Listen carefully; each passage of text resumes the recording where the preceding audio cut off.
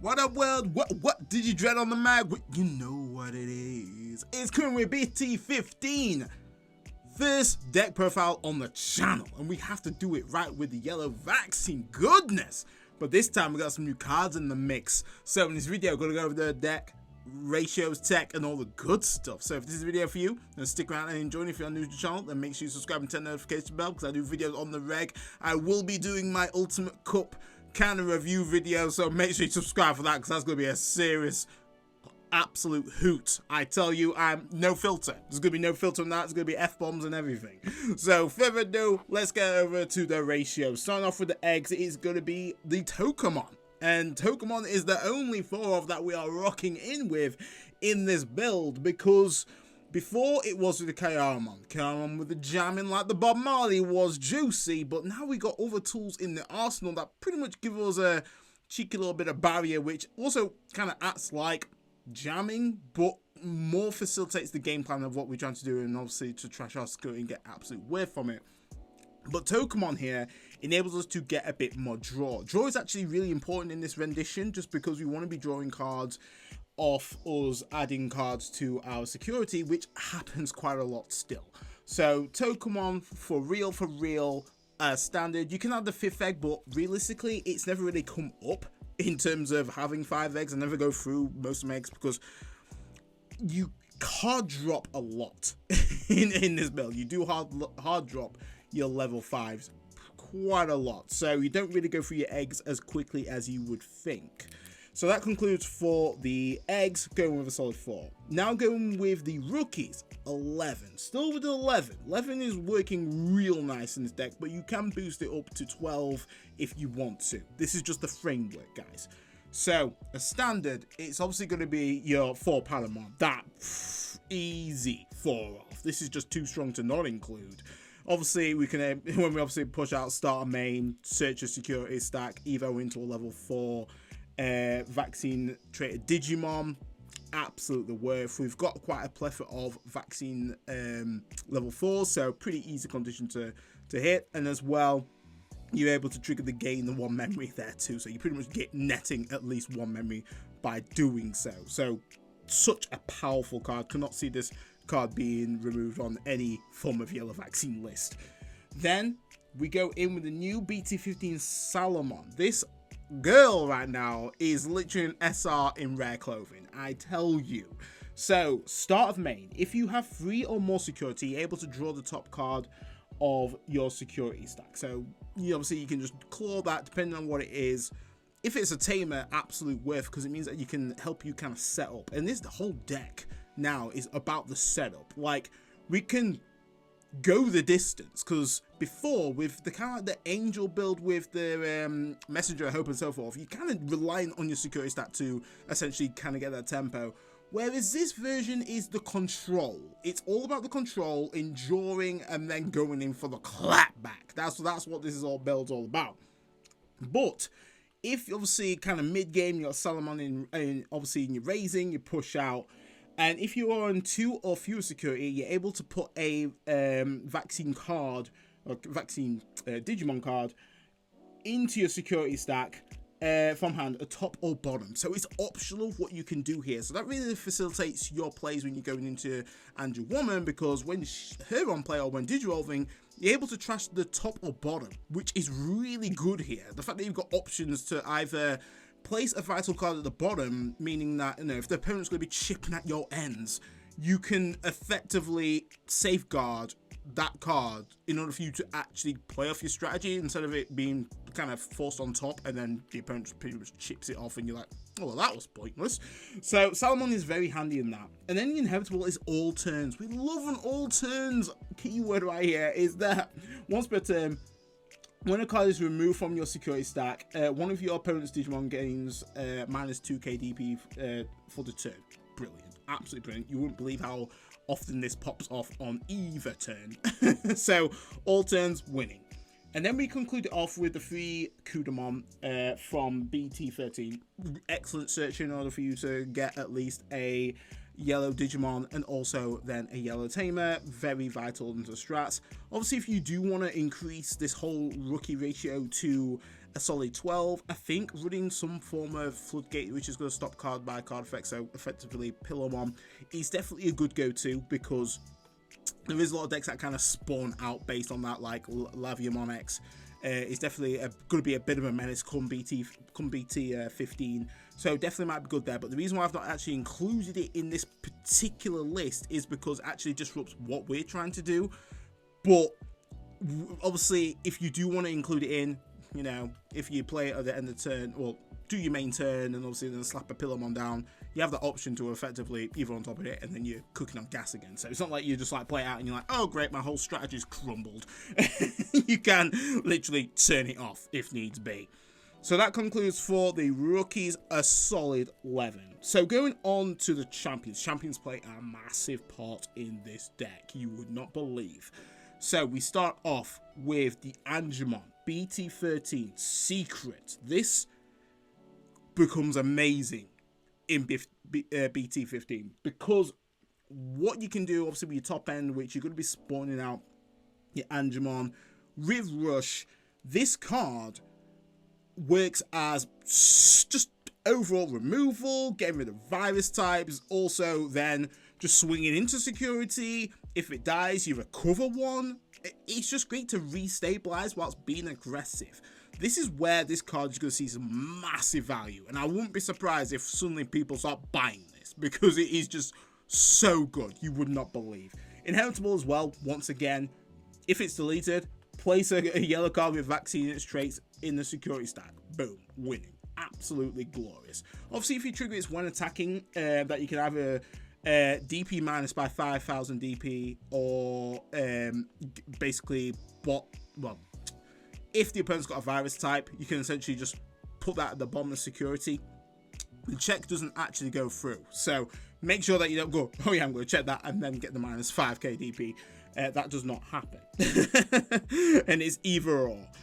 And then we go in with the new BT15 Gatomon. I feel like a lot of people are undervaluing this. This is so good.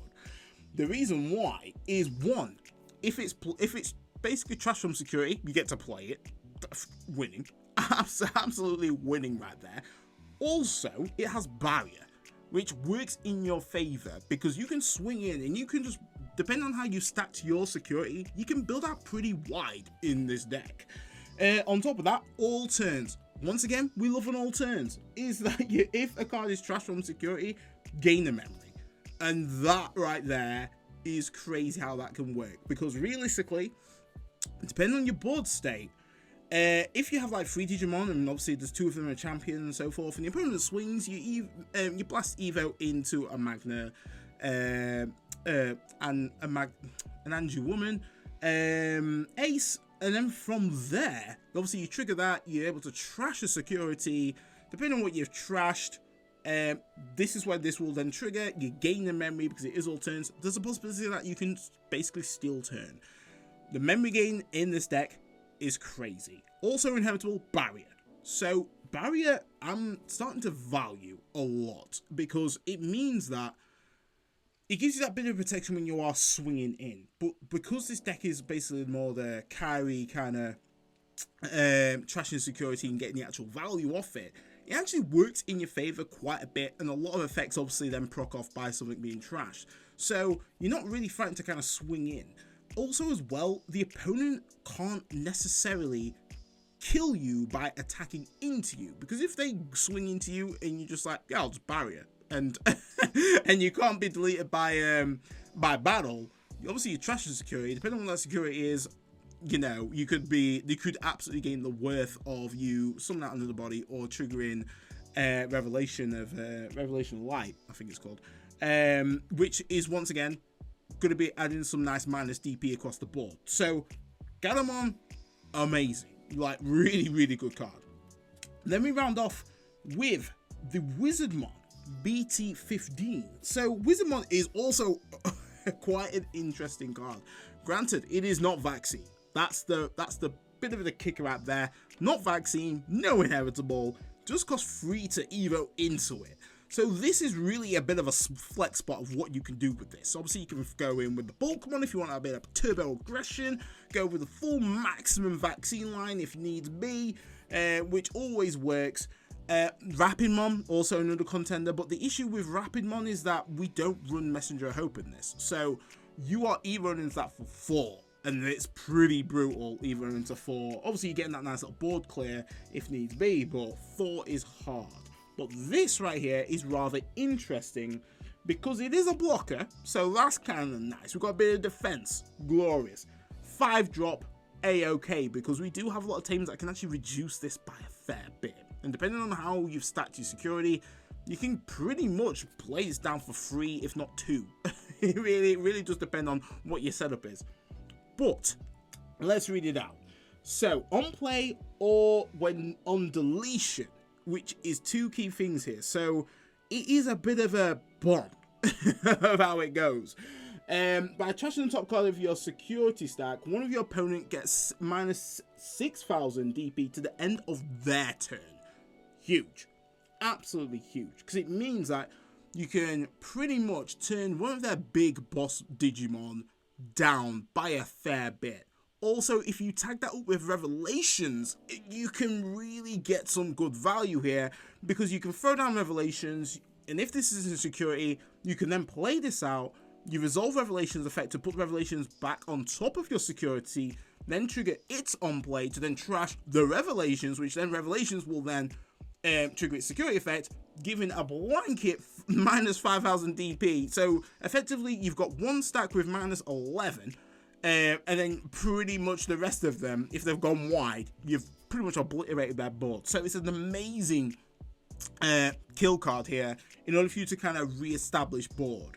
Like I say, you can literally change this to however you want. That is definitely a flex spot how you want to see it. Like say if you want to go full vaccine, Bulkamon definitely is a good contender, but you got to remember with Bulkamon, we do not run Kairamon, so you will not have the jamming. So it is a bit of a blind risk of hoping that you're going to live through security, which is probably not going to happen in next format. So going on to the ultimates, we run 8, and it is going to be very ace driven. So we're still rocking with the MagnaAngemon ACE. This you can flex it down to 3 if you want to, but I like 4, and I'm going to explain the reason why. And then we run the 4 Angemon ACE. So let's go over the MagnaAnge and why I'm particularly running this still at 4. So with the Tamers setup that I do have, realistically, this almost acts as a rookie. Because you can literally, say if I have TK from BT14 thrown down, and I'm going to essentially recover one, this is going to be playing down for 3. If I have a memory setter out, effectively, this is going to then pretty much going to be, once again, still costing me 3. It really depends on what your actual Tamer setup's going to be. But this is just mad value because it enables you to almost re-stabilize. And re-stabilizing is good for this deck. That's what you're wanting to do, and you don't want to be short of your ultimates because realistically, it gets to a point where these pretty much act as rookies for the actual cost it has.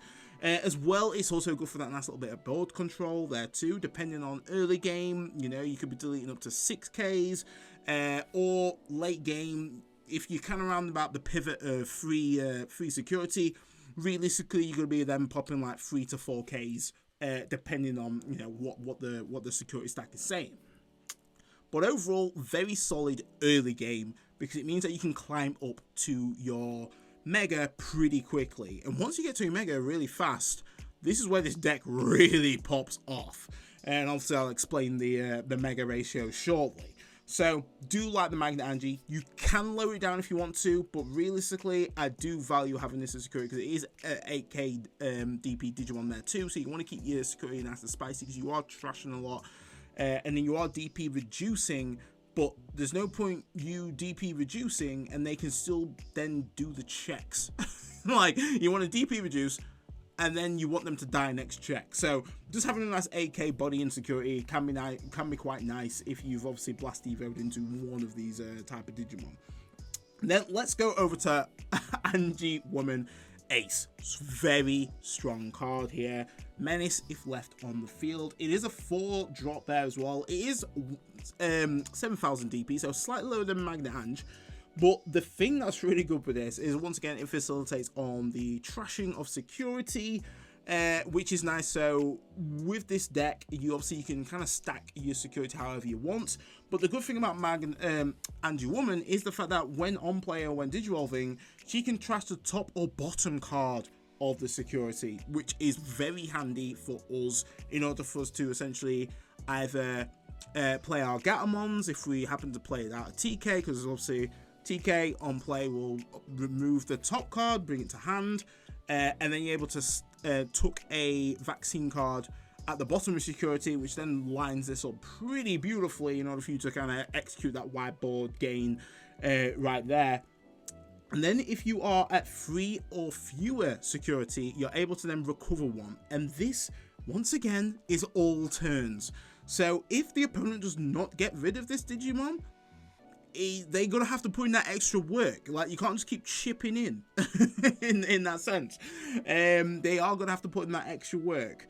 Obviously, with having a very ace driven ultimate line, it can be a little bit brutal and slightly punishing when you are in your mega and then the opponent can actually deal with that said mega, because you will have that overflow cost, which then will obviously give them free memory, which is very daunting. But because our actual top end can be somewhat beneficial to us, and if they are trying to basically kill us by swinging into us, because we will effectively have barrier, they can't actually remove that, so they will have to have a kill option.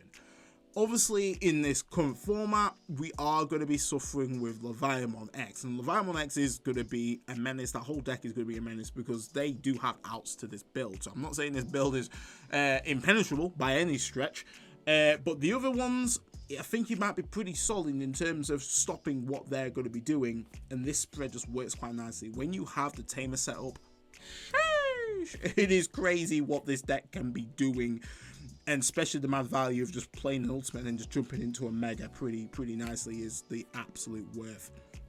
So that then concludes for the ultimates. Now let's go over to the megas. Megas going to be a solid 7. So let's read them out. We go in with a free Mitamamon.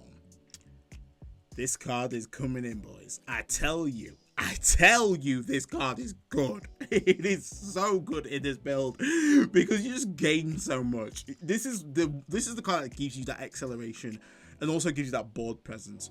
The thing with obviously running a whole ultimate ace lineup is that the opponent is always going to be sweating when they're going to swing, because there's a possibility that an ace is going to just jump out from there. Because Mitamamon is the when digivolving and also when attacking, is that once per turn, by trashing the top card of your security stack, you're able to play a level 4 or lower yellow Digimon card for free, basically, and then that Digimon will gain rush.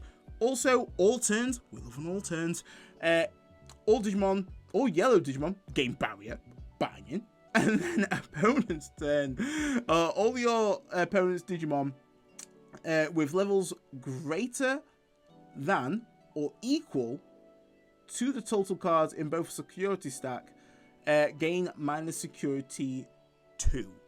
Huge. So the tempo really becomes pretty slow for them once this mon comes out. Because we have ways to effectively kind of cheat into this pretty quickly, it kind of puts the opponent on a bit of an even footing unless they can obviously out it. On top of that, enabling us to effectively play out 2 Digimon, in essence, because if we trash the top card of our security, it happens to be Gatomon, we do then play out the Gatomon, which is banging, and then we're also able to play out a yellow level 4 or lower with rush from our hand, and that's where Angemon comes in, because if you've got then Angemon out on the field, you can swing in. If you need to clear out their board, Angemon's quite good with that, because you can basically sack it off, give that a minus 5 KDB and also then recover. If you just want Angemon to kind of just go into security and it does die, you have the option to either basically not trigger barrier or just just let it just die and just basically go into security and it's done its job. Really good card, and I feel like Mitamamon is finally got his time to shine with this, essentially this build. Then we do run the one Seraphimon. That was Seraphimon? I'm creating my own Digimon. So Seraphimon, once again, solid, absolutely solid. The reason why I still value the Seraphimon is, once again, the recovery unconditional. Doesn't matter what the security stack is saying, you are able to recover one regardless, which is good for that restabilization. On top of that, you are got that all turns when you add a card to your security stack, you're able to minus 7,000 DP from your to one of your opponent's Digimon, and then you're able to gain security attack +1. So once again gives that nice bit of aggression, which is glorious. And the fact that, once again, all turns, really helpful for the deck. Then we run the other menace of this deck is going to be your Venusmon at 2. Very solid in what she does, especially tag teamed up with Mitamamon. This can just lock the game down. Just absolutely lock the game down. It is disgusting how these two work in tandem, because we already know what Venusmon does. If they have any form of security modifier, there, when attacking or when Digivolving effects will not work. It will just not work. And the fact that Mitamamon can keep their minus security by 2 down on is nuts. It's absolutely nuts. And most of the time, most Digimon, especially like Melga, all their effects are basically when attacking, so they ain't doing nothing. When Digivolving, no, just don't even bring that to the table.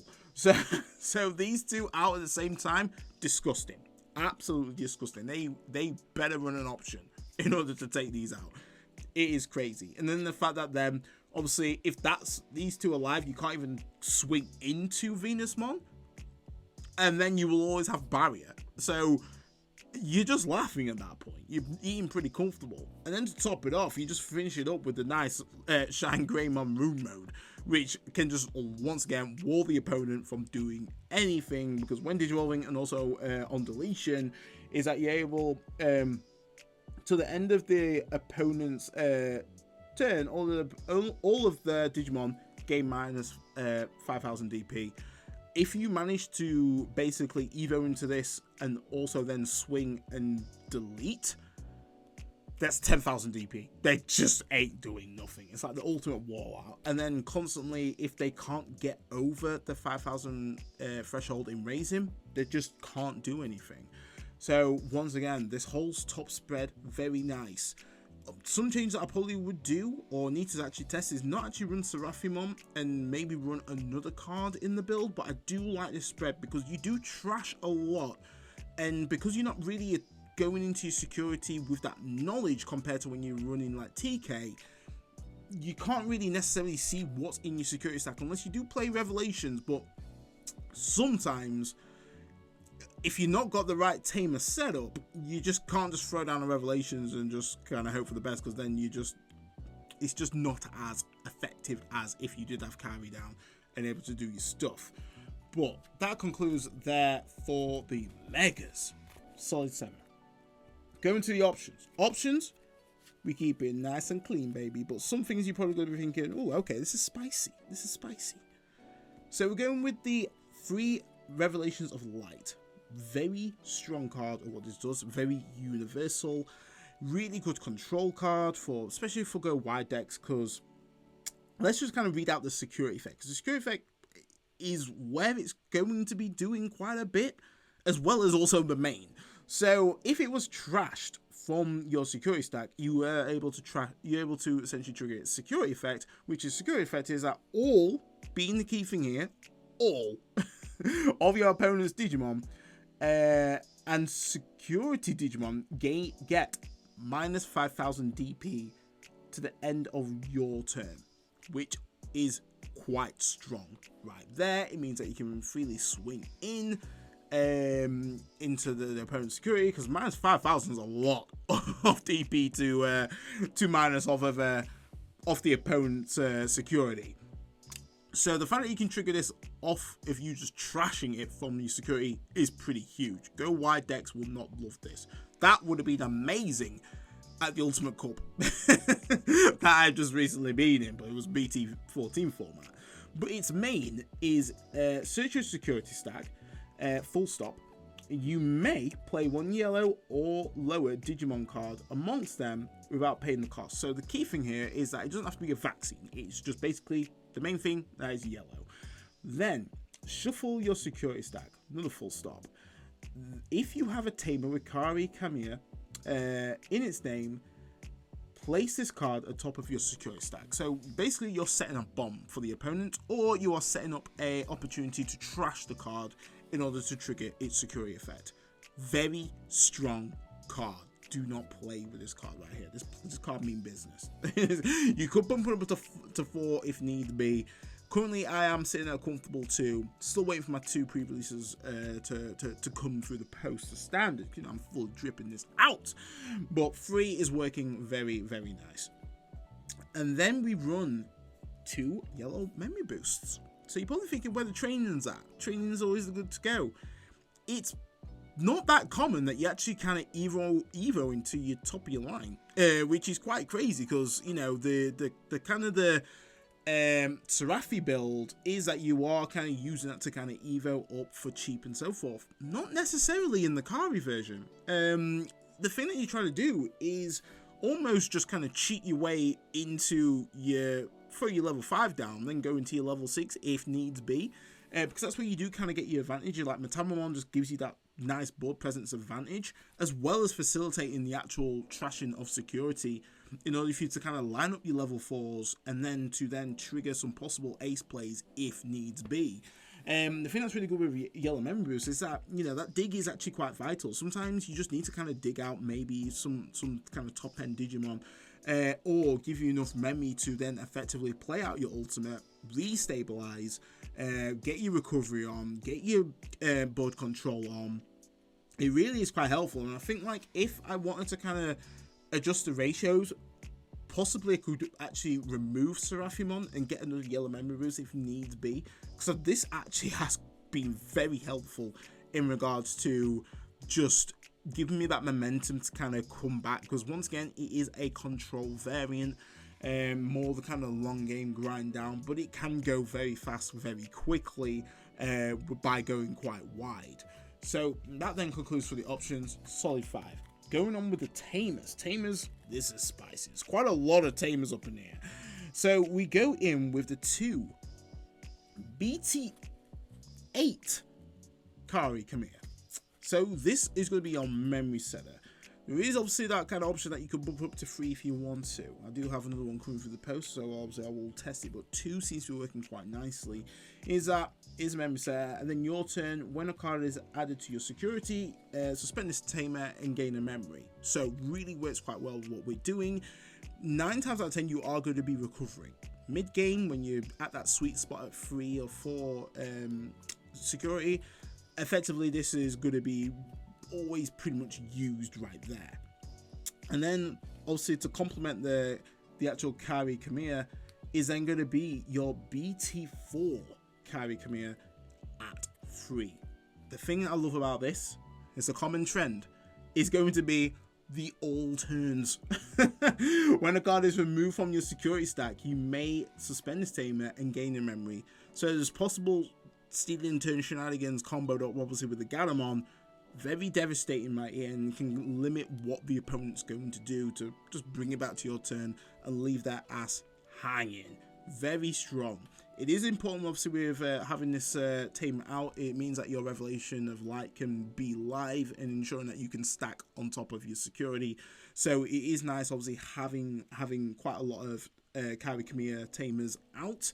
The thing that I originally tested was going to be 4 of this. What I find with having 4 of this, I felt like it wasn't that useful early game, but mid game where I did have them, that's where she kind of shone. So this is where I effectively altered the ratios so we still have 4 TKs BT14. The reason why I actually value this is, once again, these two tag teamed up, a lot of memory. You gain so much memory in order for you to essentially pop off, go wide, control the actual board. But the key thing with this is actually the stacking and putting the Gatomon into your security at the bottom, ensuring that when you do go into your Angemon ACE, you're able to get the value and trash the bottom card, which is your security, enabling you to play said Gatomon. And once again, then building quite wide, which is glorious right there. And then obviously, depending on how your Tamers set up, you can gain a lot of memory off these effects, which is glorious right there. So TK, I do run this at 4 because I feel like I get a lot of value off this early game, but you can alter the ratios however you see fit. There's no kind of right or wrong in regards to this. I know there's obviously a new Kari, which is pretty strong, but I feel like the memory gain is going to be more beneficial for you in order for you to kind of execute plays, obviously build wide and deal with the opponent's board instead of kind of just slowing them down. But that concludes for the Tamers, and that then concludes for the deck profile. So guys, if you enjoyed all the tech and the good stuff, then make sure you smash it with a like as standard. Sorry for me just knocking all the cards everywhere. I was so much on a good run. Well, you know, can't be perfect all the time. But guys, stay safe, stay fly, and I'll catch you next one. DigiDread, off the mic.